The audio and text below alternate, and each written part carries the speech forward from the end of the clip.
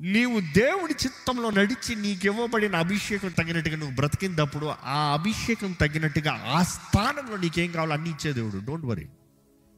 కానీ ఈరోజు దేవుడి ద్వారా హెచ్చించబడాలి, ఆయన అభిషేకం కలిగి బ్రతకాలని ఆశపడతలేదు. కానీ నాకు ఇది కావాలి, నాకు అది కావాలి, ఇతరులు చూసి నాకు అది ఇది అని కోరుతున్నారు.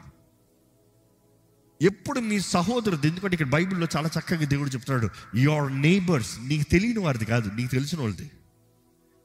ఎందుకంటే ఎప్పుడు నీ పక్కన ఉన్నవాడిది ఆశపడుతూ కూర్చున్నావు అనుకో, ఒకలాంటి ఎన్వియస్ మైండ్, జెలసీ, డార్క్నెస్, చీకటి వచ్చేస్తుందండి.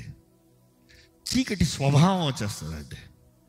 నాకు కావాలి కావాలి కావాలి. నీ పొరుగువాని భార్యని చూసి చూసి చూసి చూసి ఆవిడకి ఏమవుతావు, ఏదో ఒక రోజు పడతావు అక్కడ. ఆ కుటుంబాన్ని నాశనం చేస్తాం కాదు, నిన్ను నువ్వు అగ్ని గంధకంలో మండే గుండంలో కాల్చబడతావు.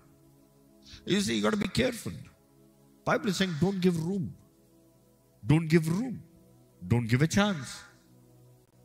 If you need a husband, God will give you the best husband. If you need a wife, God will give you the best. What is best for you? What is not best for them?